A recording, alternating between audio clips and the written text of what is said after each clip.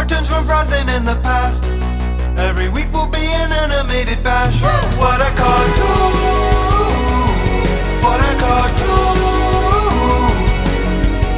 Maybe a short but mostly shows. We'll talk, we'll analyze, exploring as we go. What a cartoon! What a cartoon! What a cartoon! What a cartoon! Hello, everybody, and welcome to What a Cartoon, recorded in the great ill country of America. I am your host, a cross trainee, Bob Mackey, and this is an audio exploration of every cartoon ever. Who is here with me today? Henry Gilbert, and I'm talking so fast you have to pause to read the subtitles. You could be a dub actor, Henry. And today's episode is the Excel Saga episode, Animation USA. Your mother is a pig. Yes, we're talking about Excel. I'm sorry, Henry, that was somebody else saying that, clearly not me. This is a special patron request from one of our $50 patrons, Phil Jacobi, who says, a good, in parentheses, though newer, anime choice. I'm very curious to see if this still holds up because I liked it very much at the time. Note, though, the animation itself looks a bit dated. And yes, I have a lot of history with this series, Excel Saga. It is an anime from the late 90s, early 2000s, across the barrier through Y2K before it ended. Before I talk about my history with this series, Henry, what is your history with the series? You know, well, first off, I want to say that Jacoby saying that this is a more recent series is crazy because it is 20 years old. Yeah. My personal history was I watched a little bit on DVD. I think I bought the first volume when it came out on DVD, which was like, I think 4 or 5 episodes. It came at a weird time for me in anime. It was 2002. I was kind of losing my interest in anime just because a lot of stuff was feeling kind of samey at that point. Mm-hmm. Like, I think a big turnoff for me in the anime I was watching at the time was that I was like, oh man, Gainax has a new series. What is it? And it's Mahoromatic. Oh, right, yeah. Which is just like, it's a horny show. Which, like, hey, you know, enjoy your horny show if that's what you want. There were but so that's many. Not what I want. There were so many maid shows in that era. It drove me crazy too. Sorry. Yeah, it was all maids and harems, and it kind of turned me off to anime. Or it was also like the Love Hina era too. Like that was huge then. Which again, you know, more power to you if you liked it, sure, but it just wasn't for me. And so I had other geeky pursuits then instead that I kind of turned to. So yeah, with Excel Saga, I liked the first DVD I watched, but it also like overloads you so much that I think I felt so bombed out by the end of watching the first DVD that I was like, I don't know if I want to buy more of this. And now going back to it, like, I really like the mile-a-minute gags and clever references, but I also realized why I stopped, because the ADV dub is so ADV, and like... So you were not watching the sub? Well, so I watched the dub I'm first. judging you too, by the way. No, yeah, I know. And you put up a hand like, please. Let me finish. I did watch the dub first just to hear the... I do like ADV dubs, so that's why I was doing it. On a lot of other things, I was doing subs. But at first, I thought the dub was them making up jokes, but in a lot of cases, it wasn't. But then when I go to the sub, I love the voice actress for Excel, but I'm not a very fast reader of subtitles. Oh, yeah. So I pause to read it, and then the entire comedy rests on, you know, tempo and pacing. And so when you're just pausing to read what really is just a bunch of like gobbledygook she says in a lot of cases, it just ruined the flow of it for me. So I was like, well, I can't do the dub and I can't do the sub. It just, I think I'll watch, you know, a UFC or something. I was getting into UFC and MMA a lot then too. It's kind of like anime. Oh, for sure. But with real injuries. And if you die, you die for real. Okay, so as far as how I got into the show, when I started getting into anime club stuff at my college in the year 2001, like super early, I started going to anime cons. Excel Saga was this thing that everybody was talking about. It was this thing like, you gotta watch. It's sort of like this and Fooly Cooly, like anything super weird and trippy and violent and sexy. Anything that was like kind of stereotypically anime for the time. And that is how I encountered it through fan subs. I didn't watch the whole thing. You normally just watch a few episodes and that'd be it. Just like, oh yeah, this is really funny. This is really cracked out, as you would say. This show's on crack, which the frigging DVD has in the copy. Like, this show's totally on crack. ADV had to sell it to the guys buying Chappelle Show DVDs Yes. too. Like they were hoping to get outside of the anime market, which is crazy because you have to watch 800 hours of anime to really get this show. The show is so Japanese too. But around the time I started doing Anime Club stuff, that was when my first professional writing gig happened, when I was writing anime DVD reviews for this site called the Jacksonville Film Journal that would change its name to Daily-Reviews and then disappear forever. None of those reviews are online. But I worked for this website for about 3 to 4 years, and I reviewed 138 DVDs. That will burn you out from anime, especially when you're reviewing, let's say, 10 DVDs of Nadia. Like, how do I reintroduce the concept of Nadia 10 times to people who aren't reading this? No one's going to this website to read anime reviews. Yeah. No. But in that time, I did review all of Excel Saga, and I went back through my reviews that I have stored privately where no one can read them, and the writing is terrible because I was 19 or 20. I did enjoy this show at the beginning, but it is not made for binge watching. It was made to be watched weekly because it is a very, very grating show that does wear on you because it's very nihilistic. There's nothing really to grab onto.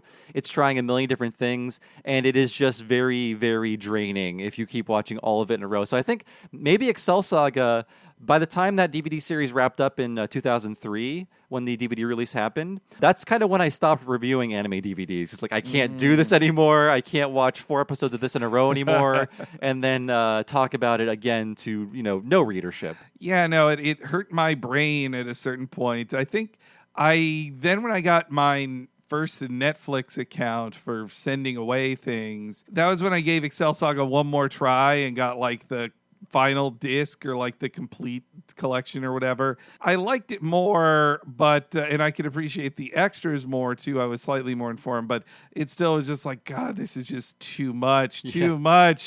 It's like an overload of sugar or whatever. I think of it now compared to it reminds me of one of my current favorite, funniest anime shows, Pop Team Epic. Yes. Pop Team Epic seems like a complete evolution of the same idea where there is absolutely nothing to latch onto. There's no world or there's barely characters. It's just a bunch of to not insult it, Robot Chicken style sketches. Robot Chicken's the correct comparison, I'd agree. But I hate Robot Chicken, so I'm reluctant to say it's like Robot Chicken. But the style is, the format is like Robot Chicken. Yeah, and by giving up any pretense of structure or overarching narrative, though occasionally Pop Team Epic will surprise you with like, no, remember this character from 8 episodes ago? Yeah. But by mostly giving that up, Pop Team Epic gets, it has more room for absurdity, and it also...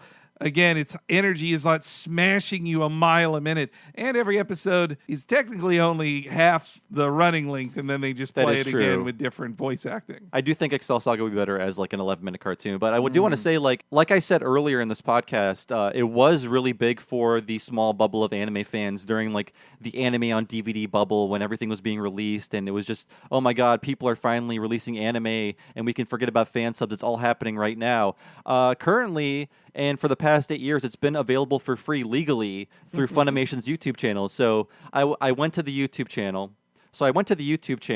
And I was like, okay, this show was so huge. I wonder how many hits each video has because this has been online for almost a decade. Every video has like between 2,000 and 3,000 views. Jesus. That is how far this series has fallen off the map. I can't believe that for how big it was and how hyped it was in the early 2000s, nobody cares about it. I found one video on YouTube, one anime review about it on YouTube, and that is it. It's, millennial anime viewers have just so moved on past this, I think, and it's hard to bring back now because it's just like, it is dated. Like, it also fell in this weird time of like before HD anime, so it's not entirely easy on the eyes, and it's like transfer. It's early. There's a gag about it in this episode. It's early in digital animation, so you can see some more of the flaws then. And then I think the dub is too 90s. Oh yeah, but the subtitle goes so fast that if you aren't a quick reader of subs or fluent in Japanese, that the Japanese language one is tough too. So it's a difficult proposition to watch the show. It's a Japanese as hell thing made for speakers of the Japanese language, and that's a huge barrier to cross, where a lot of comedy shows in Japanese aren't quite as difficult to watch. Yeah, I think when ADV got this, they figured they could sell it to the South Park folks, all the South Park on DVD fans at the time, or the Chappelle Show, are all the same. I mean, the marketing, when I looked up some of the old marketing, which I had recalled from when it first came out, it totally took me back to like, oh yeah, this is how print marketing was for DVD releases in the early 2000s. Like, this is the extreme, wild, whoa kind of stuff we had then. Well, actually, I guess this came out in America a little after 9/11. We talk about 9/11 too much in here, but it's just an easy road mark, especially when we're talking about things that happened then. Yeah, like the summer after 9/11. Yeah. We needed to heal, and Excel Saga kind of helped, I guess. Let's go into the history of Excel Saga. So it started as a manga written and drawn by Koshi Rikto, which is his first professional work. Before that, he did some doujinshi, which are just kind of like fan comics that you can sell, sort of like fanzine-style comics. And there are conventions in Japan. Comic-Ket's the big one, right? I believe so. Yeah. That's the big one, yeah. Or historically it is. Yeah. I was just reading some old doujinshis by the Clamp group. They famously did Gay JoJo Part 3 and stuff, and they drew it spectacularly, but it's early in their careers, so it's just so funny that these highly respected mangaka, some of their first stuff was not explicit, but about a gay. It was slash fic. A lot of them have sexual elements. I know the famous series Hellsing, which no one cares about anymore either. Yeah, the guy who drew that manga started by drawing like One Piece porn, basically. Wow. So I mean, I think even Ano Hideaki did say, if I see how weeby I was, I did his name in the Japanese order. I think he even did Sailor Moon doujinshi. Wow. I want to see even that as a pro. Yeah, maybe I don't. So one of the things he made was called Municipal Force Daitenzin, which was sort of like a Sentai kind of genre manga. Oh, that's in the preview for the next episode Yes. of this, then, isn't it? And they would spin off the Excel character from that manga into his own manga starring Excel called Excel Saga. It's funny because the show is very about making fun of itself. And in the preview for the next episode of this episode that we watch, it's like we're going to go use the creator's original material. And then the next episode starts with the creator saying, I don't want you to use this material. I don't want any of this on TV. And they kind of force him into approving because every episode starts with him reluctantly approving of their new idea for Excel Saga. We'll get more into that later, but you see a lot of Daitenzen in Excel Saga because they kind of run out of manga to use. So they're forced to go back and reuse some of the creator's old ideas. But that is where the character came from. So it ran from 1996 to 2011, 27 volumes. It ran in the manga anthology called Young King Hours. And all of it has been localized into English. And the last volume came out in English in 2014. Wow, Yeah. that was a long time. That was Viz doing the manga, right? I believe so, yeah. I remember just being distracted in stores of like, oh, there's an Excel Saga manga. Wait, this is not like the show. Yeah. This is so different. And I should say the show is very different. I believe the manga is a comedy, but it tries to tell a story. That is not what the anime does at all. It's like, in fact, like I said before, at the beginning of every episode, they make a joke about how they're deviating from what the creator wants and what the creator's manga actually is. The show starts with killing the author on screen. Yes. Actually, slightly off screen. That's the guy. Yes, the entire first episode is about killing the manga creator. So Rikto, the manga author, he intended for the series to be a reflection of everyday life in Japan, but in general, it's a comedy about the secret group called Across, and they're attempting to take over the city that's called F-City as part of a larger world domination scheme.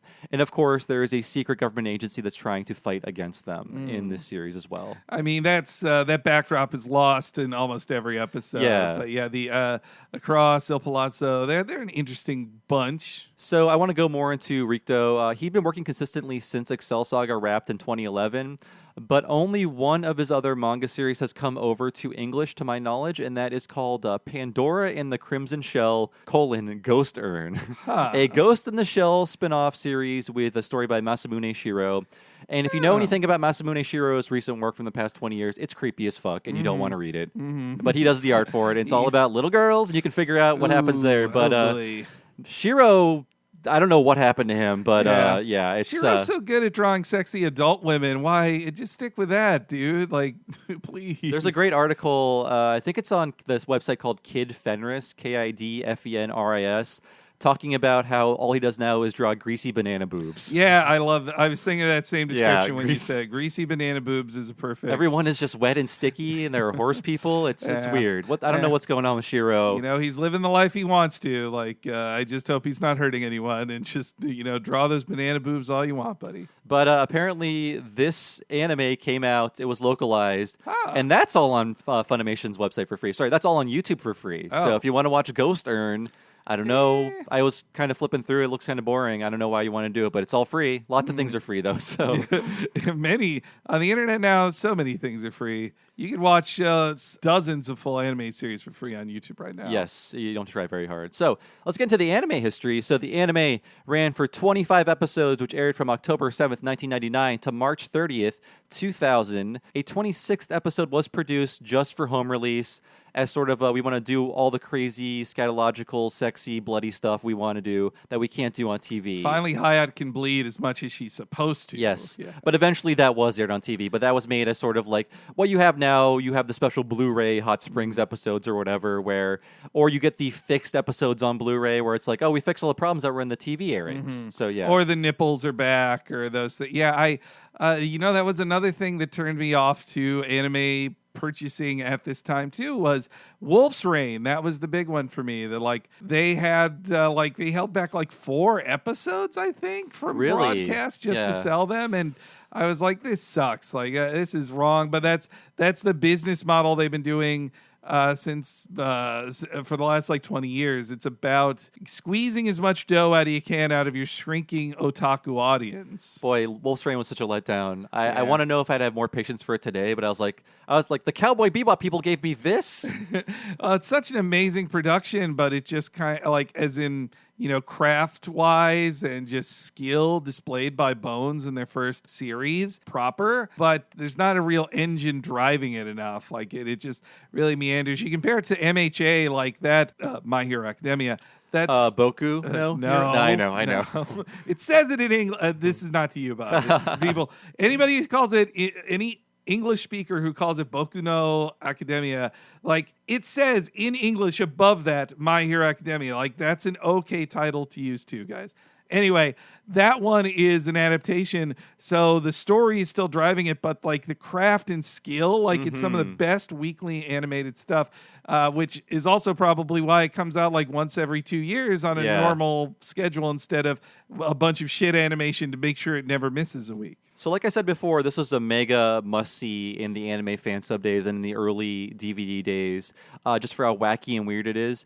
And recently, in January, I was doing a lot of spring cleaning, throwing a lot of old stuff out, and I was getting rid of all of my old anime convention programs because I went to 15 anime conventions around this time, and I was flipping through them and looking at all the crazy DVD ads like you were talking about earlier, Henry. And one of the ads, and I forgot they made this merchandise, one of the ads was for the Menchie grill. Right. Which was a little grill with a stuffed dog on top of it, because in this show, there's a running gag about how Excel wants to eat their pet dog. Yes. Which, if it was produced in America, that would be racist. But. And in retrospect, I was thinking, we in the anime club were laughing a little too hard about the eating the dog jokes. Sure, yeah. And I wonder why that was. Though, I mean, the joke as intended in the show is that Excel is such a disgusting id-driven monster that she'd eat anything. This incredibly cute, sad little dog. The second she sees it, she's like, oh, I'm hungry. I got to eat this dog. That's a funny idea. And she's supposed to be seen as weird by Japanese viewers, too, for wanting to eat a dog. And in fact, the ending song of this anime is the dog singing about how it doesn't want to be eaten. Yes, but if you want to eat me, prepare me well, or whatever. I forget what the lyrics are. Yeah. We go a bit more into the stereotype of eating dogs on that King of the Hill podcast we did. So the director is a very interesting guy, Shinichi Watanabe. I think this is where he put all of himself into the anime because he's literally a character in the anime. So one thing you need to know about him is that as of recently, I have not found an image of him not dressed like this. He wears an afro. He has his hair styled into an afro, and he wears a Lupin the Third suit everywhere he goes. Yeah, and red jacket specifically. Yes. And I was watching a funny interview with him, and his excuse was no, we just happen to dress the same way, Lupin and I. I love that. Well, to tell you how stupid I was in the pre-Wikipedia days, when I first watched this, I thought I saw the Nabeshin Nabeshin is the name, yeah. character. And I thought, like, oh, what a Cowboy Bebop reference here. But they had to change his colors of his outfit differently. Like, I knew of Lupin because I'd seen Castle Cagliostro, but I didn't really know it at the time. So I was just stupid and thought, like, well, yeah, he's got a big afro, sort of like Spike's hair, I guess, right? Yeah, but obviously it's not a cowboy. And then it also confused me more because the director of Cowboy Bebop is Shinichiro Watanabe. Yeah, which is, I almost wrote that in my notes, the wrong name. But he is Nabeshin. He is a character in the anime, often like a very cool action hero who is involved. He's kind of like the god of this world, although there is another god of this world as well, the will of the cosmos, this floating kind of black hole kind of creature. And that man is also kind of god, too. That's true. There's a lot of like, it's a real like, there's a whole pantheon of gods in this Excel Saga world. I feel like he just got away with as much as he could with this series because he's in it.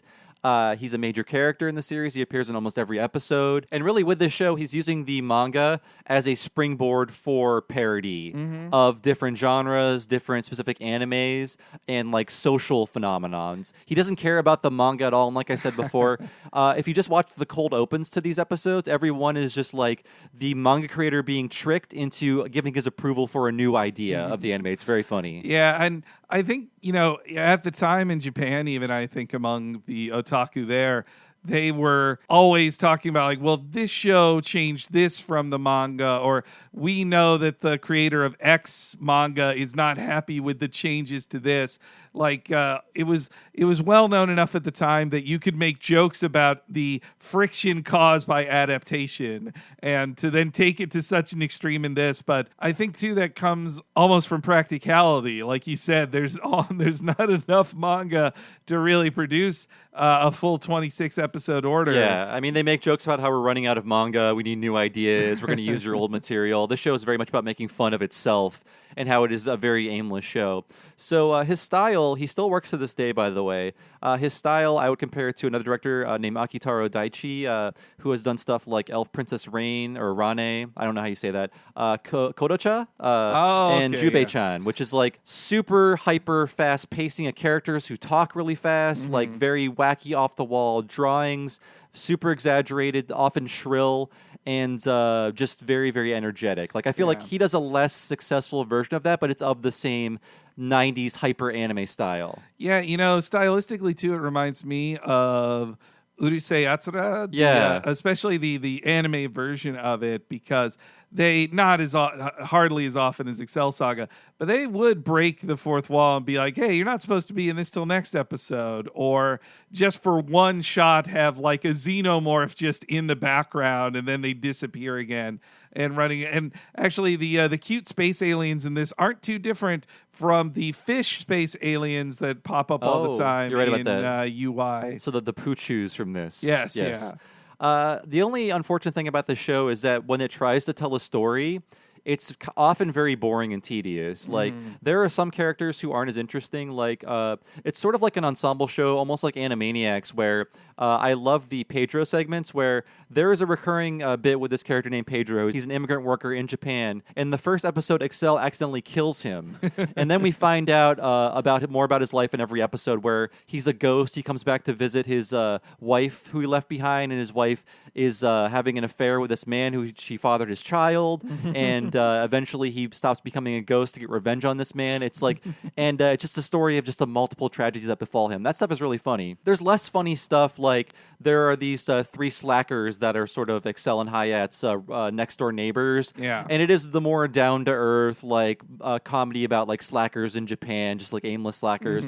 And the more we follow those characters, the more boring they are compared to the fast paced Excel antics. Yeah, they're not as fun. I mean, I've seen so many shows and comics about like, I'm a poor college student, I'm a starving college student, all that stuff. Like actually another Takashi Rumiko show, Maison Ikoku, does such great stuff with that, but it's tied down to earth. But I guess too, it almost feels out of place in the show because the show is so wacky and over the top, with like Excel being murdered on screen like 5 times an episode, That then when you have guys next door like, I'm hungry, you ate my meat. Like it just doesn't feel the same. It feels less inspired. That's why I'm happy they are basically a non-factor in this episode. Yeah. I mean, eventually they get hired by the organization Fighting Across as like civil servants, and they run into Excel and Hyatt a lot. And the more we follow them, the less interesting they are. It's just like very, very like broad and expected antics from those kind of characters. Not very interesting. I was reading through my DVD reviews, and there is like a 3-episode arc that is awful. And I was trying to remember what it was, and so I was watching, skipping through the cold opens, and basically the cold open halfway through the series is like their producer coming in and screaming at them, like, nobody cares about this show. Make a new character people care about. So they make a new character called Rapan Matsu, who is this like basically super moe android character who they proceed to use for the next 3 episodes. So she's killed in that episode. And then when the next episode starts, it's like, we have to bring back Rapan Matsu. People like Rapan Matsu. And then the 3rd episode, there's even more Rapan Matsu. It is very, very tedious. And it is sort of like the eating your cake and having it or whatever, where it's like, we're making fun of adding a new character, but we're also doing it and playing it sincerely a lot of the time. And also in the choice of the style of character, filling a otaku niche that they weren't before in having a moe character. Yeah, it's like now we can build the garage kits you'll build and drool over.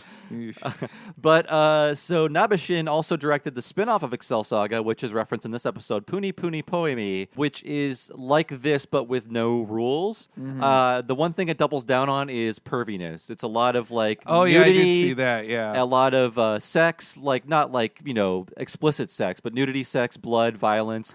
It is like everything you could not do on the show, and it is the most Nabishin thing ever. I haven't watched that in forever either. I think I watched the first episode and just was like, this is just too much. Too much, man. It was a real howler at the anime conventions when I would go to them. I would see this with people and just like, I can't believe they did that. Yeah, I mean, that was the feeling then when you have seen so much anime, but you haven't seen people do that before. But then after you've seen it, you're like, oh, I guess you can do that. And then it's not special anymore. Yeah. Just the knowledge that it can be done makes it less special. And it lets you know that, like, well, the envelope's been pushed this far. How far will the next thing have to push it for me to think, like, I can't believe an anime did this type feeling? And I really feel like he did everything he wanted to do with those 2 series, because after that, nothing really has his stamp on it. The one notable thing he directed after Puni Puni Poemi and Excel Saga is Tenchi Moyo GXP, which I believe was the last Tenchi Moyo series. I did not give that one a watch, but I was kind of done. Was that like another reboot one, or was it a sequel? It was about the one? Galaxy Police. Oh, the Galaxy Police gals. Okay, yeah, I remember that. They were one of my favorite supporting characters in the show, but man, he's drawn to lady duos for sure, which also with the Yuri elements he kind of sprinkles in his shows. Yeah. Something's starting to add up for me with Nabishin. But if you look at his credits on like the anime IMDb sort of thing, he's never stopped working. In fact, I saw a Nabishin cameo in the recent series Tonagawa Middle Management Blues, which is a spinoff of Kaiji, where Tonagawa is like showing like slides of things that are happening, and Nabishin is in one of them. And I looked it up, and like, no, he did storyboards for that episode. Wow. So he is sneaking himself into anime, or at least the Nabishin character into anime. It's too bad, though, with such a big production as this, that I would have thought maybe he'd have graduated to feature or higher profile stuff. But still sticking around in the salt mines of animation, as the show talks about actually in this episode. I mean, if you look at what he's done, he mainly just does storyboards now, which is a lot of work and where a lot of the creative ideas happen. He doesn't really do a lot of series direction or episode direction anymore, which, I mean, he's getting older. It seems like that's a lot to wrangle with an anime production. Yeah, if he can just put his artistic stamp on stuff in a storyboarder position, then hey, good for him. So I also want to talk about the animation studio behind this anime, JC Staff. They were founded in 1986 by a member of Tatsunoko Productions, makers of Speed Racer and Gatchaman. What else did they make? Anyone who fought Capcom in that game. Yeah, all the Capcom fighting game stuff. The J and C stand for Japan and Creative, just so you know. Okay. Yes, it's interesting, that spinoff from Tatsunoko thing. It reminds me of a thing I heard about Gainax recently that made it seem so special that, like, if you look at so many production companies, they all of anime in Japan, many of them are just spun off from a big titan like Tatsunoko, and you can just follow their lineage back all that way. But Gainax really was like, no, we're just an original production. It's not somebody quit a big company and started it. This is a bunch of fans got together. Yeah, it was just a bunch of fans, and they now have their own set of spin-offs. But most are like JC Staff of just people at Tatsunoko. Like we talked about that on Gundam as well. Like they were a bunch of folks who worked on the original Astro Boy cartoons up into the 70s. Like we want to make our own shows now. We're going to start our own company. And like Bones was a spinoff of Sunrise. Yeah. So those folks became Sunrise, and then the folks who worked at Sunrise on Cowboy Bebop realized there was enough demand for their style that they didn't need to work under the Sunrise umbrella. They could start their own studio. So JC Staff has done a lot of stuff because they've been around since 1986. So here's some notable works that they've done. Revolutionary Girl Utena, Kari Kano, co-produced with Gainax. Oh, okay. Azumanga Daioh. I love that show. It's awesome. Yeah. 2 Slayer series from 2009, the newer Slayer series. Bakuman, and the very much disliked One Punch Man Season 2. Oh. But Season 1 set the highest bar. So. Yeah, it's unfair. Yeah. Like, they've got nowhere to go but down from that. But... yeah, Bakuman, the manga series. Yeah, I watched a few episodes of the anime. It's a good adaptation. It's especially one of the most creative things they do in the show is that when they get into the point of the story in Bakuman where the comics are being adapted into cartoons, they then have to make up what the animated series would look like and animate it in a different style. Oh, cool. So it actually kind of reminds me, now I think about it, of Excel Saga when they have to shift styles and modes, and they do it so well in Bakuman as well. My favorite, look it up, the opening to Otter Number 11 is such a cute fun. It really reminds me of Azumanga Daioh actually a lot too. So unfortunately, this series was produced in the very clumsy transition from, I guess, traditional animation to digital animation. I would say like the late 90s till maybe around 2004 or 5, people were still figuring a lot out. And anime that is digital looks better than other productions of this time that are digital because anime does not really move as much. So you don't get as many of those unnatural movements that are very different than seeing a hand-drawn thing move around. But you still get things like super, super bright color choices, like no nuance to like the color design of the show. You get a lot of like, you see the aliasing on lines, like the little stair-steppy on lines, like it's very low res.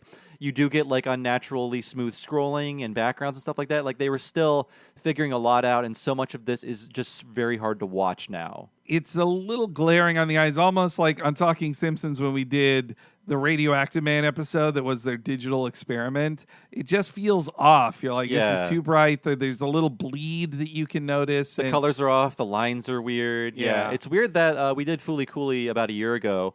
That was 2000, and they figured it out immediately. It does not look dated at all. Yeah. It's beautiful. Well, I mean, they had more time and money than Excel Saga had. It was an $80 per episode of Prospect, and not something you watched at, by the way, this show aired 1:45 a.m. on Thursdays. No, it totally has the feel of the late night anime comedies at the time. I heard of that kind of style description for like Those Who Hunt Elves. That was I like that show a lot, actually. It was a fun show. It was a fun show. So the real all-star of this cast is Kotono Mitsuishi. So some of the biggest female roles in anime. So she is like kind of like a Megumi Hayashibara style voice actress. So her 2 biggest roles are Misato in Evangelion and fucking Sailor Moon. Usagi herself, like, she's... Which is referenced in this episode. She's actually saying, like, I had better work before this. I was very happy we got to get the one with the Sailor Moon reference where they had to do that. No, Kotono is just, she's one of the best ever. Like, she can make she's one of those voice actors who could just make something funny in delivery. Like, she uplifts so much of this comedy. And even in Misato, perfect casting of her is Misato, because Misato has to be a comedy character who talks fast and is this like scuzzy bum in some scenes, but then in other scenes she has to be incredibly together and also like challenging of her superiors, and then other times she has to be like this vulnerable romantic scenes with Kaji. Yeah, she has a lot of range to think. I mean, Sailor Moon is kind of a similar character, but between this and Misato there's a lot difference in terms of the performance and the character and the pitch and everything. But she's basically never stopped working since her debut. Tons of roles every year. She's still out there doing it, and her voice is very distinct, I think. Yeah, and like this, even more, there are definitely great scenes in Sailor Moon and in Evangelion where she talks a mile a minute. But this, more than anything, was like, we are writing this character to talk 20 miles a minute because we know she can do it. Yeah, it's a real stunt performance in that so much of this goes by so fast. And I want to say, just in terms of physiologically speaking, I feel like the Japanese language is easier to speak fast with. I feel like there are less hard stops in the Japanese language compared to like English. Yeah, that's as an outsider with no real fluency, I get that feel too, especially in shows like this or in other comedies. Like definitely, this is in Pop Team Epic as well. Of just like there's a lot of jokes just in the speed of saying something, like just how fast that it can come out and how you're just overwhelmed with words by some motor-mouthed character. In fact, she was kind of overdoing it. I read in an interview that because lip sync in anime is done after the animation, right? Mm-hmm. She would often finish her lines while the lip flaps are still happening. So either she or the director would ad-lib the rest of the lines. So a lot of this is ad-lib because she would just finish and the scene would still be going on. That's good. I then more appreciate that ADV continued that with their dub cast too. Because it's just, it's her goofing around. And I think that shows like, Kotono has just a good sense of humor, like as an improviser. That is an incredibly important skill for voice actors that people don't often understand. So I do have one clip of her talking fast for 20 seconds. Oh, boy. And there's a lot of this throughout the series. So this is basically what you're hearing in Excel Saga. So let me play this clip of Kotono Mitsuishi.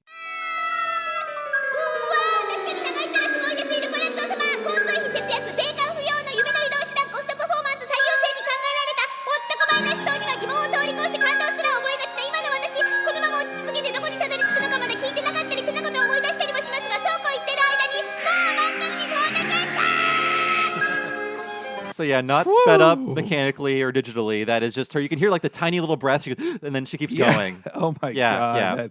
That's her falling through the earth in this episode, right? Yes. And just like narrating things that are happening as she falls through the earth. As that kept going, I was like, is she really going to talk? Still? If you watch the episode previews, it's just her talking straight for 30 seconds with like no interruptions. Yeah. But I will say, so ADV, this is an undubbable nightmare. Mm-hmm. This is like an undubbable show, an untranslatable show. It is so Japanese. It is so made for Japanese speakers.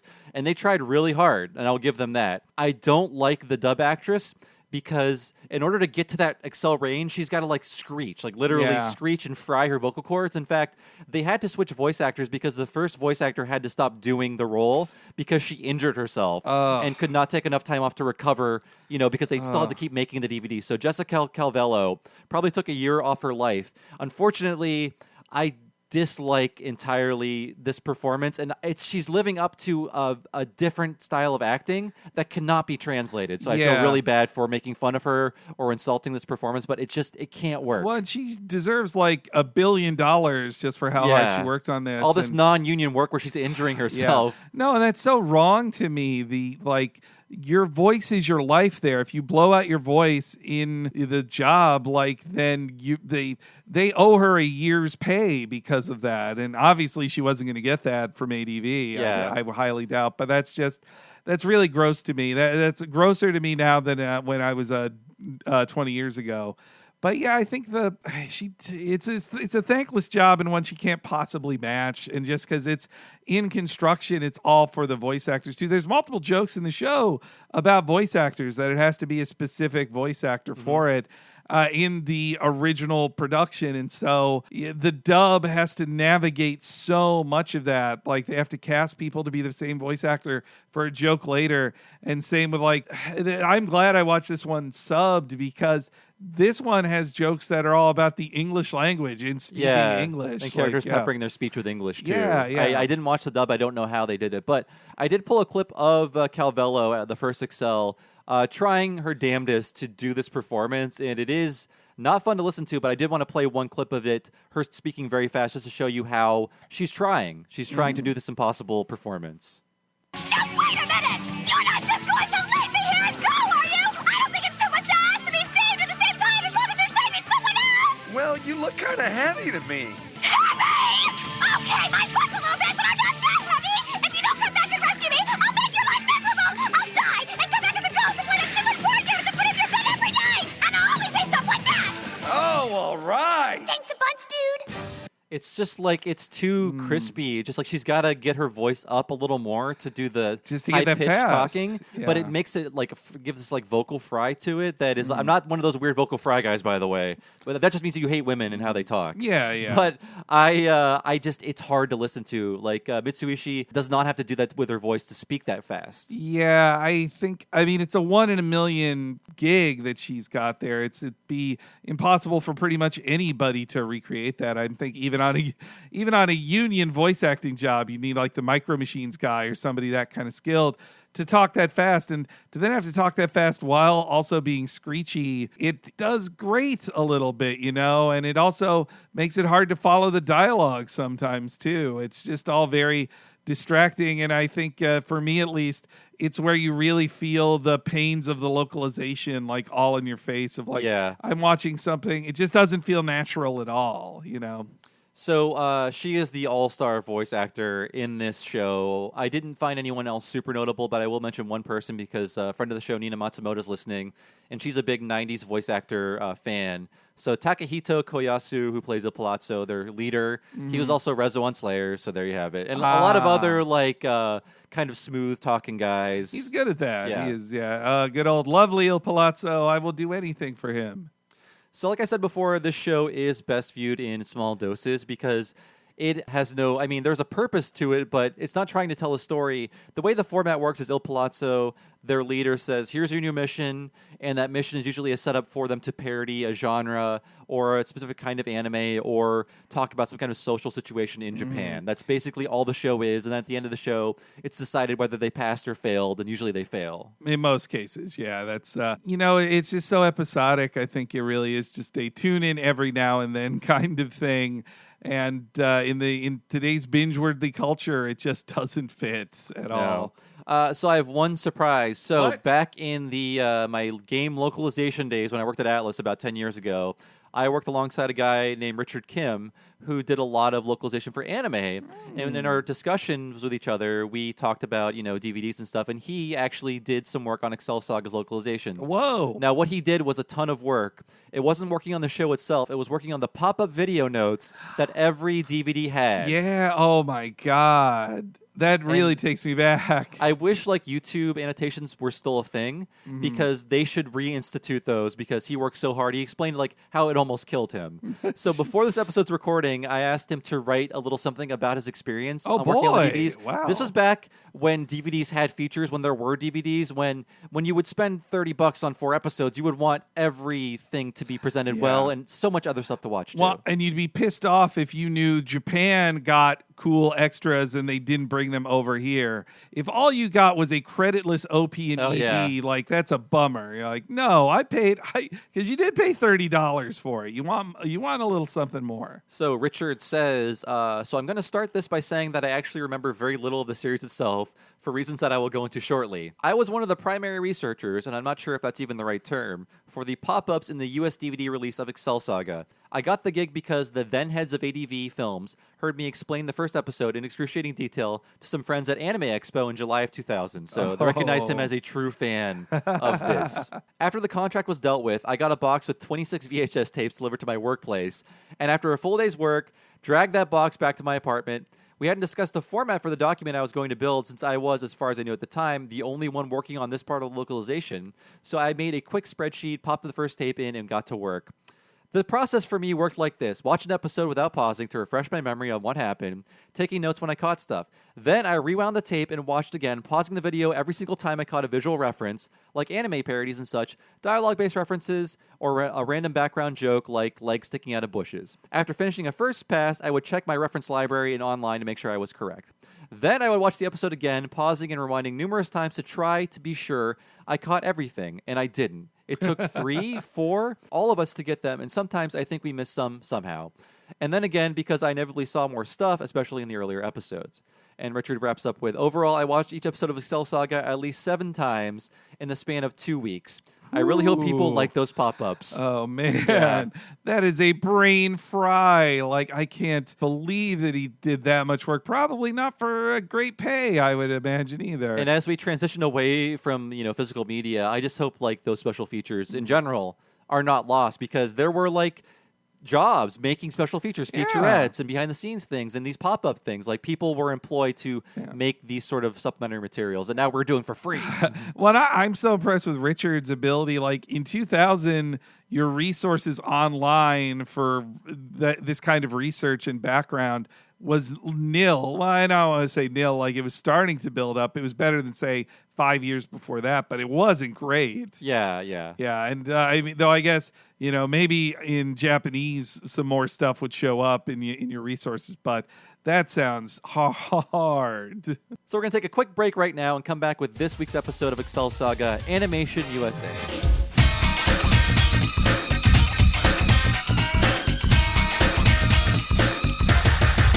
それは愛じゃない愛はそれじゃない愛しているけど愛されてはいない決して愛じゃない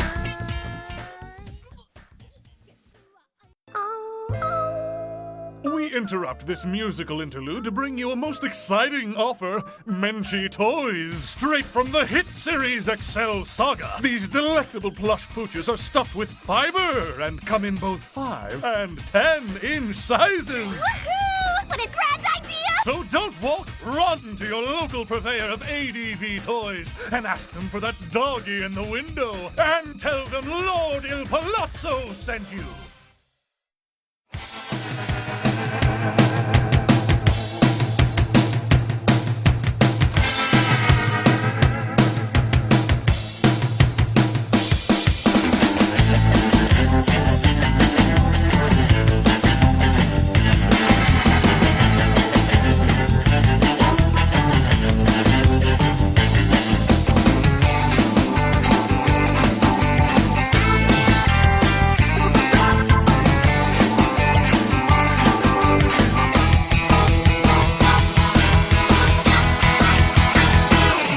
Back with Animation USA, our episode of Excel Saga for this episode of What a Cartoon. And as I said before in the first segment, every episode begins with the manga creator giving his permission to make this version of Excel Saga. In this case, it's the Japanimation version. And they say Japanimation in Japanese. Japanese language speakers out there, is that the Japanese making fun of us once using the term Japanimation and thinking that Americans still call anime that?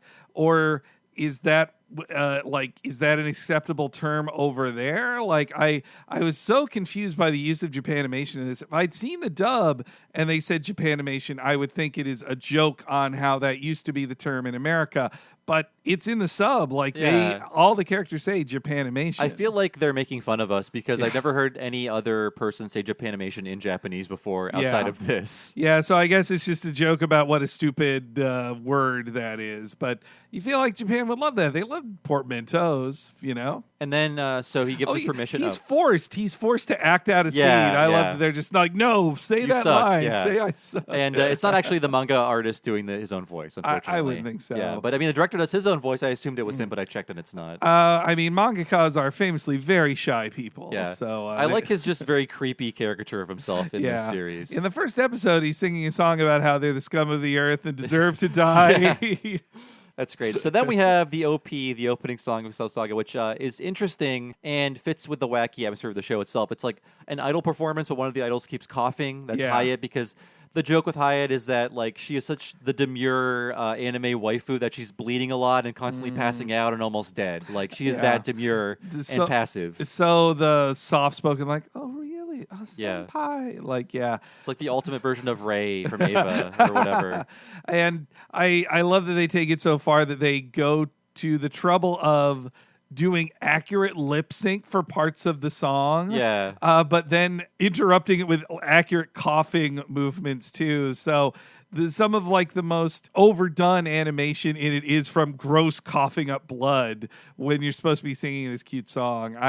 The song is such a funny song. It's such a great it felt to me like a combination of like a J-pop duo with the Japanese manzai style of stand-up, the two-man stand-up, especially when they like do like a little pose like that. It really reminds me of what I've seen of manzai. Everything about the show is so like harsh and artificial, from the animation to the coloring and the music. Like this opening song, like all the orchestra hits that starts the song off. It's just like it's so of this time. Yeah, and that also nobody gives it's a running gag that no one gives a shit about Excel. Like they just standing around being ignored pretty much wherever they go. The men's bathhouse is the funniest one to me. Like those guys don't give a shit and they don't care either. And we get nice little shots of all the characters. I like the part of the song where they're all running down the live action road. It's very well done. I like that. Yeah. It's a nice touch. And also when they get all floopy and floppy, all the rubbery animation is some of my favorite in the show. And even Pedro, who he gets a scene in the OP, which he's like clawing his way out of the will of the universe. And he's but he's an anime original character though too, right? Yes. Like he's not. I think that's why the animators love him so much. I just briefly about Pedro or Payson. Like I think he's an interesting addition to the show. I fear at first that you could fall into offensive stereotypes with the migrant worker character. And I mean, he definitely, there are some jokes at his expense of being a Colombian working in Japan, but he's such a likable, lovable, selfless, pure being that he believes in his sexy wife and his son. I think it at least helps you get empathy for migrant workers, which in, America and Japan, there is definitely a lack of empathy for people who come to your country to do the shittiest jobs for the worst pay. And so I like that they find actual feeling for Pedro, and it's not just constant jokes about him being abused. Though, I mean, he gets abused. That is a lot of the joke. Yes, but he actually kind of transcends his role as a migrant worker, because after Excel kills him on accident, he is just the ghost looking to come back to life. and it's just trying to find a way to do that. More and more misery being spread for Pedro, and I just love his... No, it's so funny every time. So we get another scene of them being kind of briefed at a cross. So every episode starts off with Il Palazzo talking about the state of the world and how he wants to investigate certain things. And in this case, he is peppering his speech with English, which really works well in the Japanese dub. Yeah. I'm curious how they dealt with that in ADV. I should have watched the dub too, but I love Il Palazzo just throwing in a couple English phrases here and there, and that Excel is just dumbfounded the second he says it, and Hayat takes a more friendly approach, which is you sound different today, Lord of Palazzo. And I forget what their mission is here. It's to disrupt the world one city at a time. In general, but it's usually I want you to investigate a school, or I want you to investigate this thing. Or I guess it's just recon on America is their specific one here. I also love just the gag of being told you're getting to do an overseas trip, and then they both imagine different things. She imagines being in her totally not sexy, Excel imagines being in her totally not sexy school swimsuit on an American beach, while Hayat imagines being frozen in Russia. Yeah, there's a gust of wind and just snow blasting her. And Excel's talking about how she'll go anywhere for Il Palazzo, the ends of the earth, the bottom of the ocean, and a country that is both dangerous to get in and out of. And she appears to be negotiating in the Middle East. I like the kind of gag where things are blurred out that are not really offensive. It's just the people are blurred out, so you don't know which country they're talking about. Yeah, I really like that gag. The recurring pixelation gags in the show. It's a nice joke about how Japan's way it censors things for broadcast with pixelations. Yeah. And I think in general in Japan, everything is pixelated if you do a shot outside of any people. Oh yeah. When you're walking outside, that's I see that a lot lately in New Japan Pro Wrestling stuff I watch. Whenever they do guy walks through the city establishing shots, they make sure to blur out all even the people. Signs too sometimes. Yeah. Though that's funny because the opposite happened with when Jackass went to Japan. They're finally, we don't have to sign releases for anything. We can just be pieces of shit and just have everybody's face. They'll never find out. So Il Palazzo, he's got a real Mr. Burns style to him. So whenever he sends him off on a mission, he pulls a little drawstring and a trap door dumps them wherever they need to go. So it's a very funny idea that they fall through the earth from Japan to end up in America. They've been doing trapdoor jokes since episode 1. So to now it has increased so far that it's not just him trying to kill her. It is her means of travel through the earth to the other side of it. And they fall through the entire planet, and then we cut to, I guess it's sort of like, it's New York City, right? Yeah, I mean, it's a slum. Yeah. I think it's supposed to be read as Not New a great York, though, neighborhood yeah. in New York, but there's a lot of like inner city types like playing basketball and having their beatboxes, and then suddenly a manhole starts rattling violently, and they're Yeah. all like trying to figure out what it is. I was waiting for a Ninja Turtles joke there, I have to say. I have to say, too, I am impressed with how non-offensive the Americans look in this. Yeah, like I've yeah. seen some extreme drawings of both white and non-white people who live in America in a lot of anime. But I think Excel Saga knew better. I think maybe there's a better understanding like than when say Akira Toriyama drew American characters back in his day. Like Pedro is not drawn unflatteringly. No. He's a handsome man. He's actually quite handsome, as is his Sekushi wife. Also, one thing about localization I noticed in this that feels so different now is like they changed senpai to senior, which now for the weebs who watch localized things, like they just do senpai. They've been doing it felt crazy to me in 2009 when I played Persona 4 and they just say senpai all the time. I was like, oh, I thought you're supposed to translate that to something else, but they just accept that most Americans, if they're playing a localized Japanese thing, they understand what the senpai kohai thing, at least to some degree. I mean, it's good to not translate it because there is no translation. No one says, thank you, senior. Yeah, I guess boss, like you just say like, oh, you're the man or whatever. Oh, sir. You could be like sort of like Marcy in Peanuts, constantly calling Peppermint Patty, sir. I like how she also flies out of the manhole upside down, which makes sense. It's very funny. And the very, not very well-spoken English, which I got a lot of laughs out of when I was much younger, but it's still funny to hear, Jesus! Yeah, shit! Yeah. It's so, that's really, it's always clever. I mean, it's an easy laugh for American speakers of English to hear somebody else speak English when it's not their first language. It's a cheap joke for American listeners, for sure. It really is. I still get a chuckle out of it, though. But I mean, her saying "Merry Christmas," I can excel. Like, it's funny. That was an overall point I wanted to make about the show for a lot of people, that I think a mistake viewers of Japanese productions, like say wacky commercials, we've said this before, but there's kind of this xenophobic thought of like, they didn't mean to be funny. This is funny to me, but they thought this was a real commercial. Like, you need to realize they are intentionally being funny. These are jokes being made on purpose. And you need to take it in as that. So her saying Merry Christmas and you are a dog, like, the joke is on Excel that she didn't learn enough English in high school and has just forgotten it all. Yeah. I find that patronizing attitude kind of annoying, where it's just like, they don't know how wacky this is.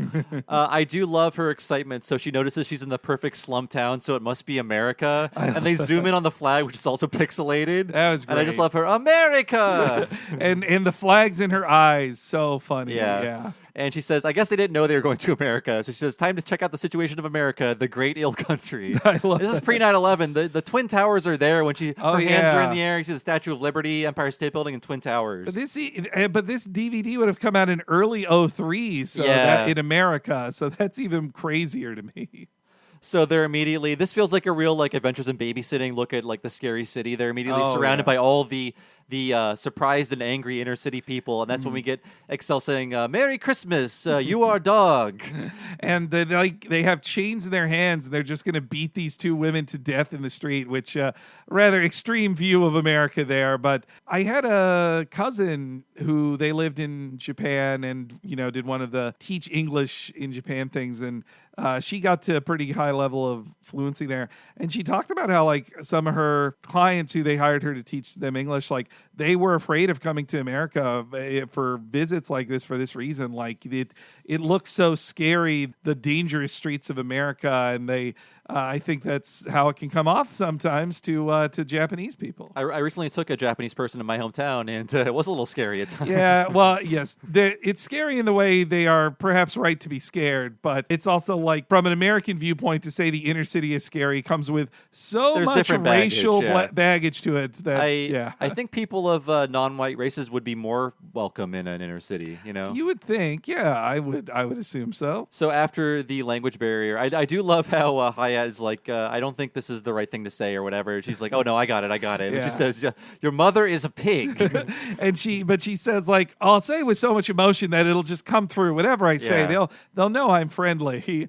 And yeah, Hayat just giving updates the entire time. That's all her job is, to be like, oh, this is what's happening, or this is what's happening. She's a very inactive participant in any Excel Saga story. So before they can get beaten to death, a bunch of animation drawings come falling from the sky, and all the men start fighting over them. So anime is beloved in America, they find out. Yeah, that also gave me an interesting insight into the show. And like in 1999, I think for otaku, it was really hitting. I'm like, oh, America likes anime. They really do. Like, we can sell them, and that we're making a lot of money off of America. That's pretty cool. And this was around the time when anime directors and artists were coming to America for conventions. Yeah, around yeah. the time of right before the DVD boom was going to happen, where you're starting to, it was starting to explode a little bit at least. Yeah, I still think to this day you hear stories of like manga artists making, or Japanese developers, them making their first visits to American Comic Cons and just being overwhelmed at seeing a huge room full of people that love their work, because I guess it doesn't really hit them until you're really in the room with them. Like, I had heard that was the reaction of the My Hero Academia creator. Yeah, I was thinking about him. Yeah, he was just like, oh, you guys really do love this series. Wow, thank you so much. And I'm also thinking it's not anime, but the Japanese rock band Pillows, when they came to SF last year, frankly, they should come back more often. They're like, we haven't been here in 13 years, and it was just like shoulder to shoulder people in that an room. instant sellout of $20 tickets. Which was, you guys, come on, you're $100 tickets in a real seated venue, not a. I get the sense that they see an outpouring of passion from fans that they maybe aren't used to seeing as much in when they go to Japanese functions, perhaps. That could be true, yeah. Though they're also not seeing the negative side of American fandom in those moments. That's for the best. It's for the best. So they're pulled away by a little street urchin called Sandora, who thinks they're anime cosplayers, and he wants to learn all about Japanimation. So he takes them up to his apartment slum. And what you need to know about Sandora is, I guess, the stepson of Pedro. So Pedro dies, he becomes a ghost. He goes to visit his wife as a ghost, and he sees that she is with this man named Gomez. And they have a kid already. He's like, the math doesn't add up. No! And then he tries to come back to life eventually to get revenge on Gomez. Oh no, Sandora is his first son. Like, Sandora's the first son? Yeah, Okay. Sandora is alive when Pei-san is alive. Like, you're right. You're right about yeah. that. She's pregnant.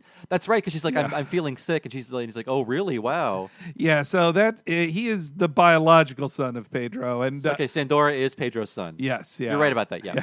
But I love Sandora in general is so funny, because first he's a weeb, a young weeb, and then they go to his room, and it's such an otaku room, and like Excel saying, wow, it's weird to see this kind of apartment in America. I didn't expect this. And then you find out, like, he's an amazing animator. Yeah, as an 8-year-old. And he's the one who distracted the guys, because he has those drawings, those key animation drawings are known as Genga. Yeah. Which they say in Japanese. And I like the voice actor for Pedro. She is sort of like rolling her R's a lot to be like a more of a foreign sounding or like Latin sounding kind of accent. Yeah, Sandora's sayonara at the end of the episode is really good.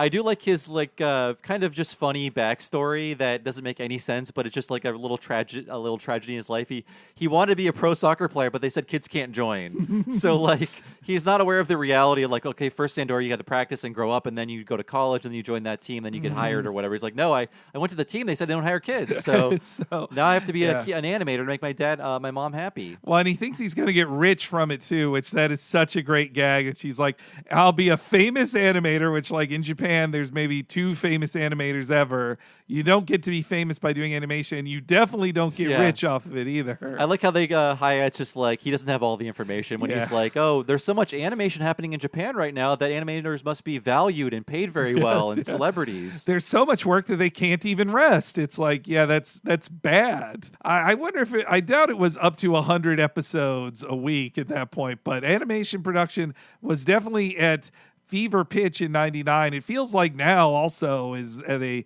new peak in animation production. Yeah, like, with there's all the so new many funding. damn series, man. I also like how Sandora describes his mom's life with Gomez as ecstasy. Yeah, yeah. That's really funny. But my line of the show comes Oh. right after that. What he was talking about how Gomez gambles away all of his money and how a dad Yeah. without money isn't a dad. Yes, yeah. And then Hayat's reaction to that is truly the nation most advanced in capitalism about Burn. America. This episode burns America. Yeah, she really, which it's funny, like Japan, they love their capitalism quite a lot too, except they have a bit more social services for sure. They don't want people to starve to death as much. As America loves to make people do that. But It's big business. but yeah, Hayat is so funny because she just hears Sandora explicitly measure fathers by their earning potential. So that reaction is so correct of like, Yeah. this is their most advanced in capitalism. It's your dad is worthless if he can't earn money. So yeah, he sends these drawings to a man he calls boss, just his boss. We later find out his name is Corleone, so you know what he's involved in. Oh, yeah. But the boss shows up. They do this weird salute, which I'm sure if I had the DVDs, I could look up what it is, where they go Garandu and Boomerang, and it must be some anime reference or It's something. so specific. It has to be. Yeah, that was my only note too of like, that's so specific it has to be a reference, but I cannot place it. I feel like you have to have grown up in the 80s in Japan to know what that reference is. I think so. And the boss immediately misreads the situation. He sees two women in his apartment. He's like, "Oh, you're such an enthusiastic boy, Sandora. Two at once." And Sandora's just like, huh? But Hayat and Excel know what it's talking about. I also like in Japanese, the Corleone is played with such an extreme accent. Like, Yeah. they're everyone's speaking Japanese there, but I do wonder what it's supposed to be read as a Japanese speaking viewer. Like, is their accent supposed to be read as they are speaking Japanese right now, but just in with a heavy accent, or should you be thinking these people are speaking English to each other, but I'm hearing Japanese so I can understand it? It's sort of like how, I guess, if something takes place in Japan, but it's filmed with English-speaking actors, they will often have like an accent. Like, Yeah. even like they often just do British accents to be like they're speaking a different language kind of coding, you know? Yeah, like when Russians speak with all like we talk in Russian accent, or that classic joke in History of the World Part 1 of we're so poor we can't even afford our own language. We just have this accent. So the boss looks over his Ganga and he says, "Oh, this project will go so well. It'll be successful. Your mom will be so proud of you, Sandora." And Excel is just like, she's actually perceptive here. She's like, how many anime still use cells? Yeah. And Hayat's like, yes, anime is very digital these days. The camera like zooms into her pixelated eye, which is actually a problem with this era of digital Yeah. animation. Like you could see like the aliasing Which on they can lines. recognize. They recognize enough, but they don't have the budget to do better than that. Or like, I don't want to harp too much on the digital flaws because budget-wise, this show could only exist with the digital shortcuts. Like, they wouldn't have been given the money for a full cell production in 99 for a show this silly and stupid, you know? Though I also like they're sending it to Korea just so it's like, yeah, America and Japan still, they both just use Korea for a lot true. of the heavy lifting on productions. The boss is not happy to hear this discussion between Excel and Hayat because he's obviously pulling a scam on little Sandora. So he kicks them out of the apartment. I like how he pushes Excel over, but not Hayat. And Excel, one of the running jokes is how she is always punished, but Hayat isn't, even though they're still guilty of the same thing. So Yeah. why only me is what she says 2 times in this episode. I love those gags. I love them, but things are hard enough on Hayat. You don't want to punching her is just too mean. Like Excel is such a hyper and annoying character that you don't feel as bad when bad things happen to her. You know. So we cut to the car. The boss is calling someone called Dick about selling Sandora's drawings. Excel is listening in on the roof of the car, and the car drives away with Excel on top of it. So yes, clearly the boss is up to no good. These drawings will not be made into anime. They're clearly counterfeit in some way. So we have our regular Pedro segment. Now, if you're just watching one of these for the first time, we've told you there is a recurring bit. So like Pedro and Excel cross paths once, and then his story is told throughout the episodes as these little segments. So we catch up with Pedro. Basically, Pedro is showing up at the Gomez residence for revenge, and Pedro talks about his hard days of intensive training. Basically, he jogged so much that he came back to life. Yes, that's what they're trying to say here. I mean, in the Animation USA episode, it's fitting that they parody Rocky. Too. Yeah. It's so funny to see him doing the Rocky run, and then like he just a halo moves up his body to make him more solid again. And Though, man, the eggs joke, yuck. But that's the whole point of Yeah. it. But It's not good. Well, also they set up that Gomez is a bad husband because he's turned into this like gambler who's wasting all her money. Yeah. That's a trope I've seen in a lot of anime. Like Pop Team Epic just did a whole joke about how it's such a easy trope of like, well, how do we show that this husband is bad? Well, he gambles away her money. That's the easy go-to. The drunken gambler. Who might you be? I love his, he also becomes kind of like a Yakuza type guy, Gomez does, like with his bandana tied off, and he's like, yarro, like he's throwing all that stuff out. I do like the mom's stance on this, where it's just like, if you spend all this money, I can't keep being lazy like I am.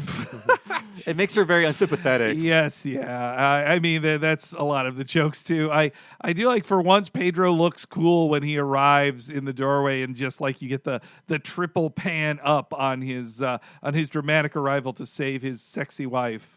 Pedro is telling him the story about how he came back to life. We cut back to them all drinking tea together. And Gomez is like, the story's too long. This is taking up too much this episode. Yeah, another great voice acting bit that I think is in both versions, but they so dramatically slurp their tea in loud noises that would be a no-no in a regular show, but here it's just so over the top. It's the joke is that it's bad voice acting to have such loud slurping of tea in an anime. And unfortunately, that is the end of Pedro in this episode. We do see a bit of Nabishin in this episode, where he's driving in a taxi underwater and saying, "Oh, the will of the macrocosm has acted too hastefully," and then the water starts leaking into the taxi cab. So, yeah, he just invades Pedro's story. So the will of the universe in this series brings people back to life. Mm-hmm. And Pedro has an affair with her earlier in his story. Like, yeah, I love them both in their futon together, like in the will of the universe, which is women's arms coming out of a black hole. Yeah. Like she's smoking somehow, like she has a lit cigarette. And later in that story, she has a partner or a husband Yes. who tries to kill Pedro, who's already a ghost. He's like, "How are you even touching me?" It's a very fun part of Excel Saga. Nabishin's VO is really funny there too, and he's like saying all these dramatic things in this underwater car scene, and then he starts being like very prissy of like, it's seeping in, oh no. So we are down at the warehouse, and this could be a parody of something. There are men singing a song about how you do dangerous deals in the warehouse district at night, and then they were all murdered. Yeah, it felt a little bit like a parody of an American musical, or even like Whistle While You Work, perhaps. Yeah, like a very dour Whistle While You Work. The Disney stuff comes a little later in here, and it's definitely cruel he shoots all of them. That also feels like a very Monty Python gag of a bunch of guys singing and then being killed off screen because a character doesn't like the singing. But you know what? You shouldn't sing about your illegal operations if you're going to do them. So it's cruel, but I understand I understand Corleone's reasoning for it. So Dick and the boss finally meet. We learn his name is Corleone. And I love how valued anime drawings are in this world. I think definitely the team making this is making fun of themselves because they are super underpaid. So the thought that like these few drawings by this child are worth $1 million is hilarious. Well, and also I was reminded of this watching Otaku no Video again recently, is that it was big business in the 90s and 80s to like break into anime businesses and steal their genka to sell on the black market. Like the genka black market is a very real thing in Japan and overseas. I hope to think that my sell of Cowboy Bebop up there was legitimately obtained and then sold on a secondary market. Yeah, I guess we didn't explain it super well. Ganga are the key animation drawings, like the strongest poses, which are then sort of a cell is put over those and they're traced and painted and everything like that. And then the in-betweeners just connect those key poses. And the key animation or Genga is the step above that of like, it's if you're the key animator, I think I talked about this a little on the TMS Love Fest of the Tiny Toons one. Yeah. That the like key animation folks on Akira were directors for TMS. And it's just like, if you're good enough to be a key animator on Akira, you're one of the best animators of your generation because that's who worked on Akira in those positions. So Sandora appears, and he's heartbroken his drawings won't be made into animation. They're all just rip-offs Yeah. to sell Puni Puni Poemi Genga on the black market. And there's no way anything created in America would be made in Japanimation, is said in this episode. I love that line. I do love that line. I mean, there is a bit of that kind of headstrong feeling in. I like that Excel kind of has a centrist approach of like America. Later, she'll say America and Japan are equal. Or Yeah. they both have good things, but this is much more of the superiority view from a lot of people who watch Japanimation and think America couldn't possibly match it. It takes me back to a story in that. OK Console Wars book where they talk about how pitching to do Donkey Kong Country and giving it to non-Japanese developers, it was just laughed at the concept that they could possibly do a good game compared to what Nintendo does. And that game isn't as good as a Nintendo A-level game. It's not, but I guess it could be like. I guess it was made in Europe. Never mind. Yes, yeah. You know how I feel about European platformers. Oh, yeah. Damn it. So Dick looks at the drawings that Sandora did. They're not from Puni Puni Poemi. They're from something called Samurai Machione, which was before Samurai Champloo, so I don't know what the parody is here. I think it's just that it's a musty old samurai series that people aren't as interested in then in the current days of sexy magical girl shows like Puni Puni Poemi. And so suddenly it's a Mexican standoff. They're all drawing guns on each other. And Excel appears, and Dick is excited, thinking she's a cosplayer. I like how just everybody, even gangsters, know about anime and are fans of anime in this world. Yeah, I like that guy. I think it was in maybe the last decade I could count on most people knowing what the word cosplay meant. But back then, nobody knew the term cosplay. Yeah, like our moms might know what cosplay is now. Yeah, which is just shocking. But I also like when Excel arrives, she announces, like, I'm the main character because she hasn't been in the show for like 4 minutes. Yeah. So she has many gags like that where she's just like, I'm the main character of this show. Like, I'm getting overlooked a lot here, guys. It's a running joke with her. But yeah, so because Kotono Mitsuishi is Sailor Moon, Excel does a Sailor Moon style intro where there's like a hanging moon prop behind her. She's facing the wrong way, giving her speech about how American and Japanese animation both have good points, but she won't forgive anyone who doesn't see that and only cares about personal gain. In the name of the moon, she will spank you. Is the line. She does like kind of the pose that Sailor Moon does. She does the pose, and yeah, it's a fun little play on Oshiokyo. Yeah, spanking instead of just punish. And there's like a nice little aside where it's like the voice actor saying, I used to be making so much more money doing this. Yeah. Look what I'm doing now. Yeah, I like too that Dick is just like, no, it's like from that old anime. I don't know. It's nobody remembers that, and that also hurts her feelings. Like, everybody knows Sailor Moon. How dare you? He's like, who cares? That's over. It's ended. I do love the voice actor getting kind of like a word in there about her former prestige role. Now she's on this like cheapo adult anime at 2 a.m. And are those supposed to be like satsumas on her head? I for the couldn't tell. buns? They were just like for one little scene. But it's a cute. I again appreciate Excel Saga's restraint as a show that they didn't have her say those lines until like the 17th episode. It's always, I think of this gag of how like on Freaks and Geeks, they joked that it only took them about 7 episodes before they dressed up the SCTV actor. The SCTV actor is Count Floyd. Oh yeah, Joe Flaherty. Yeah, they dressed him up that fast. So like we just couldn't resist. We got him here. We're gonna make him do it. So to hold back on making him say the line for 17 episodes, that's impressive restraint. That made me think. I think a cool crossover would be using CGI to have the Stranger Things kids meet the Freaks and Geeks kids. They exist in the same timeline, right? Yeah, I guess they're just in the other side of a different state from them, but basically the same. But yeah, you're going to hear more about this on the Evangelion one we're doing in the future. But yeah, the similarities between the intentional similarities between Masato and Usagi are so interesting to me, and then get Excel even has to dive into that like that. So it's such a clever move.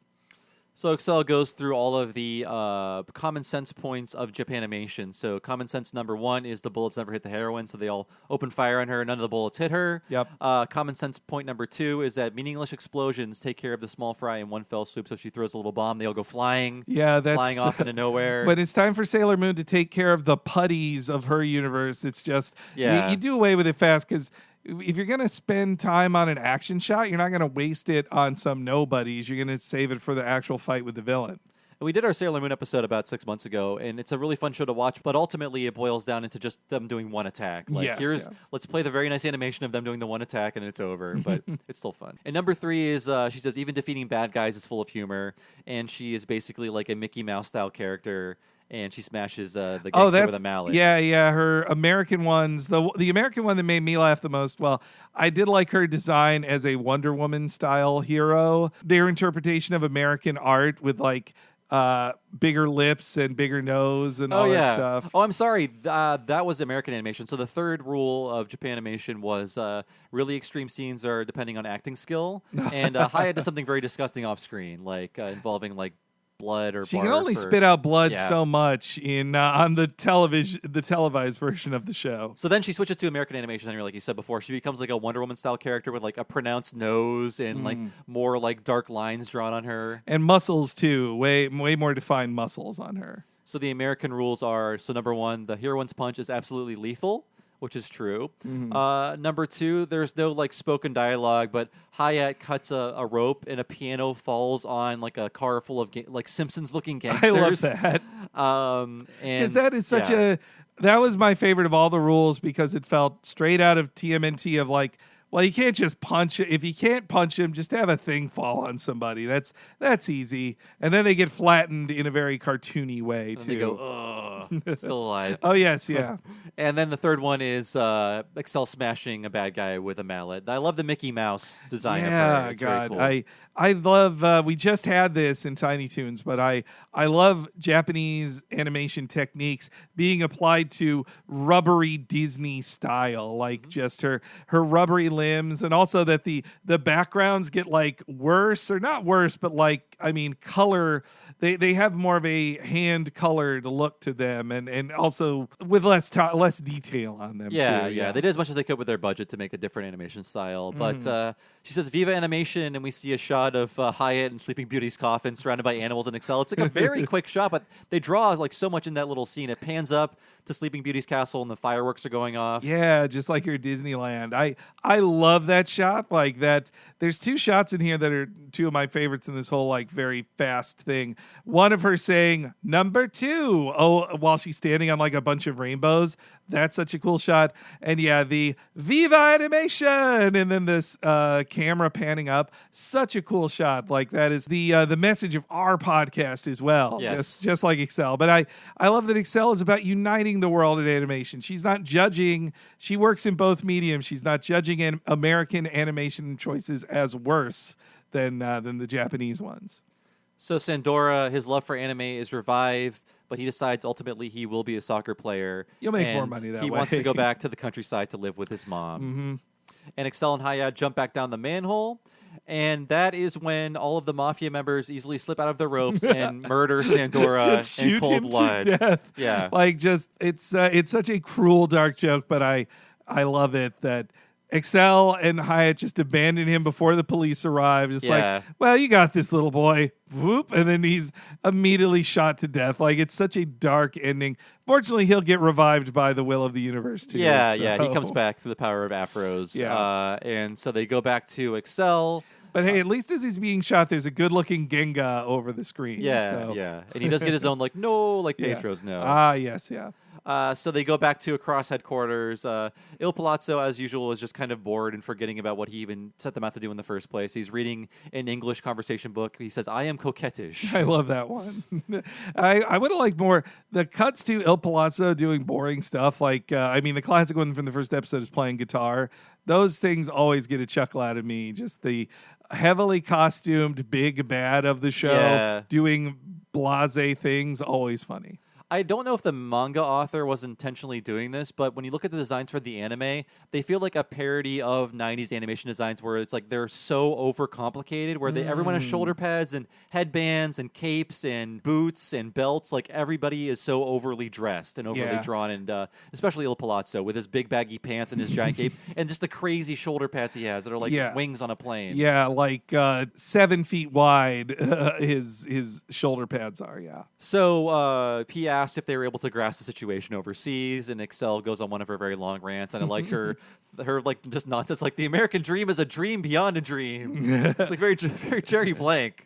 And that's my dream. It's a dream. Wow, it's so similar to our previous episode we did of that. Yeah, I just how different is she from most politicians? Just like a bunch of blasé, nothing about what the American dream is. I really like that she's. She comes off as just a student who didn't do her studying. Yeah. That's really funny. She's like, so what did you learn? So much. America is a land of contrasts. And so Il Palazzo says, go back one more time. He pulls the little chain, and only she falls through the earth, and she ends up in this kind of Dune-style hellscape with sandworms and a Nabishan Statue of Liberty popping out of the ground. And there's also a very Nausicaa-style giant bug creeping in the foreground, too. So it's like it's a mix of 3 different post-apocalypses in her face. You get the Planet of the Apes, you get Dune, and you get Nausicaa. And then the episode ends with an inexplicable shot of the 3 slacker characters. Maybe they're annoyed because the show's not paying attention to them. That's what I took it as. Yeah. They're just, I think it even had like a be patient thing or whatever on the screen. Yeah. They're just pissed off. Like, there was no room for us in this episode at all. And like, I'm glad they weren't there. They're not funny. They just aren't as funny as this other stuff. The characters should be pissed that Pedro exists, that he's taking all their screen time. Like, again, their humor is too down to earth compared to the high concept stuff happening in Excel Saga. Maybe it works better in the comic, but I'm kind of done with starving college student jokes in anime. Got to feed those college students, Japan. Come on. They're hungry.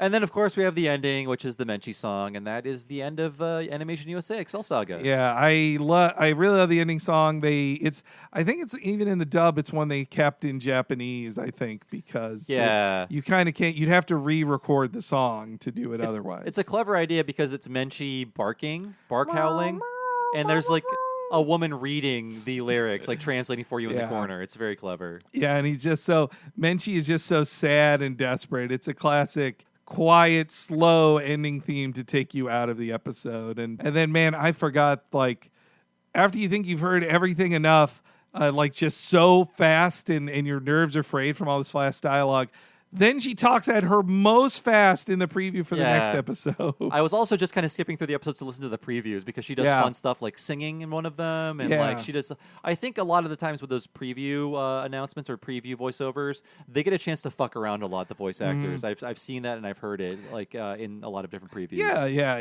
When I rewatched the first episode, I love her preview dialogue in that because she has an offhand mention of like, boy, I'm glad I really took those English classes. You know, they actually are more useful than I thought. And she just starts going on about like the slogan of the English language school she went to. It was really cute. And again, that just feels like Mitsuishi getting a lot of room to breathe there and show off her character for sure. Yeah, I always like when they break the fourth wall a lot in the show, but I always like in previews where they break the fourth wall, like in Cowboy Bebop and things like that, where it's like this next episode is all about me, Ed. You know? Yeah, no, those are always my favorite style of preview ones. Evangelion did it all the time with Mitsuishi doing it there too, in sort of the character of Misato, but not always. Yeah, even in most anime they did like in the next episode I'm going to get to do this. Oh, am I in it too? No, you're not. Go away. Like, yeah.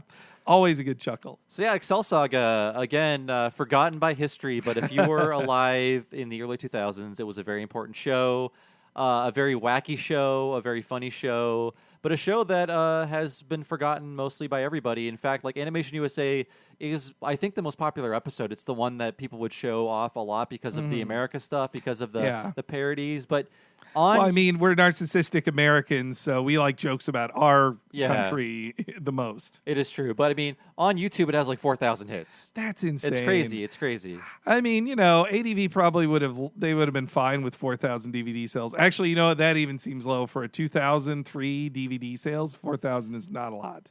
I think a lot of their numbers released like after their bankruptcy, and you would see like big DVDs would be like 10 or 12,000 copies. Okay. Like they didn't actually move that many. They were like a boutique item. Okay, that's Evangelion was just paying for everything. I think so, yeah. But yeah, I mean, it is. Even the anime review I watched on YouTube said it's like a birthday cake. You can't just eat slice after slice. You have to sort of have a slice and walk away and then have another one later. The way I reviewed it on DVD is not the way to watch it. There are certain bad episodes, like do not watch the Rappan Matsu 3-episode arc. It's not good. But if you just jump in and say, like, I want to watch them parody this, and they're all pretty much self-labeled as, like, this is the military episode, and this is the idol episode, this is the sports anime episode. Like, if you jump in, and freely pick and choose, I think you'll have a lot of fun with it. But it was fun to go back to. I don't think it's aged especially poorly outside of the visuals, really. Yeah. I mean, and its references are kind of old now, and there's some classic ones that you'll get now, and then some of it definitely expects, like, yeah, you're an anime fan in 1999, you know what we're talking about, right? And some of it does get lost in just a time, not even translation. But I think it's a fun curiosity to go back to, and it is a legitimately funny show. You got to be fast as a reader on those subtitles. You know, that's you got to train yourself. Test your reading skill. Yeah. But yeah, thanks again to our patron, Phil Jacobi, who donated to unlock this episode and choose the topic. And we appreciate that a lot. And I will say again, this is all available for free on YouTube, but it's also on DVD still. Mm-hmm. And you could actually watch it with the pop-up notes that Richard Kim nearly killed himself making. So it's like all old anime on DVD. It's like so cheap. It's all a nickel. Yeah. And it looks, I mean, these weren't made in HD either. So they look about the same on DVD as you'd get on a streaming service. And if you also are a subscriber to the Funimation streaming service as well, it's on there too if you want to watch it on that. There's no shortage of ways to watch Excel Saga. It's honestly two available. It needs a few years of scarcity for people. Maybe if it was out of print again, people would actually be more interested in it. Instead, I think maybe people just shrug like, oh, I could just watch it anytime I want on YouTube. Okay, not so special. And it's been just sitting there for 8 years. Mm-hmm. But thanks again to Phil. But as for us, if you want to support our show and get every episode of this podcast 1 week at a time and ad-free, please go to patreon.com/TalkingSimpsons. And for the low price of $5 a month, you'll get just that. And all of our podcasts that are behind the $5 paywall, including miniseries. Our most recent one was Talking of the Hill, an exclusive first season exploration of King of the Hill, 13 episodes of that. And our next miniseries is coming up in the fall, and that is available only to $5 and up patrons. Henry, what else is happening on the Patreon, especially at the $10 level? Well, for our premium subscribers at $10 a month, you get access to our monthly What a Cartoon Movie podcast, where me and Bob chat about a different animated feature film in double length or even triple length podcasts for your enjoyment. If you signed up now, you'd get over 24 hours of content of previous episodes, plus you'd get to hear the July What a Cartoon Movie that'll be coming out soon enough. Seemingly, it's going to be, at the time of this recording, Beavis and Butthead Do America. Woo! So you can look forward to that one, folks. And you'd only be able to get those if you're at the $10 level at patreon.com/TalkingSimpsons. And if you sign up today, you'll get access to everything that we've made in the past 2 years of the Patreon, everything in the future, of course. And we've done so much in those 2 years. So subscribing today will get you so much content, frankly, too much. You'll have to take time off work just to digest it all. But again, it's patreon.com/TalkingSimpsons. As for me, I've been one of your hosts, Bob Mackey. Find me on Twitter as Bob Servo. My other podcast I do off this network is called Retronauts. It's a classic gaming podcast. Every Monday and occasionally on Friday, go to retronauts.com or look for Retronauts in your podcast machine. I'm talking fast like Excel. It's hard to avoid after doing this episode. Henry, how about you? Hey, you can find me on Twitter at HENREYG. Whenever new things go live on the Patreon, I tweet about them there first, as well as all my thoughts on anime and cartoons and comic books and political stuff, too. That's one more time on Twitter, HENREYG. Oh, very nice. The next episode for What a Cartoon will be Clerks, the animated series, a dissertation on the American justice system, and we will see you then. 食すなら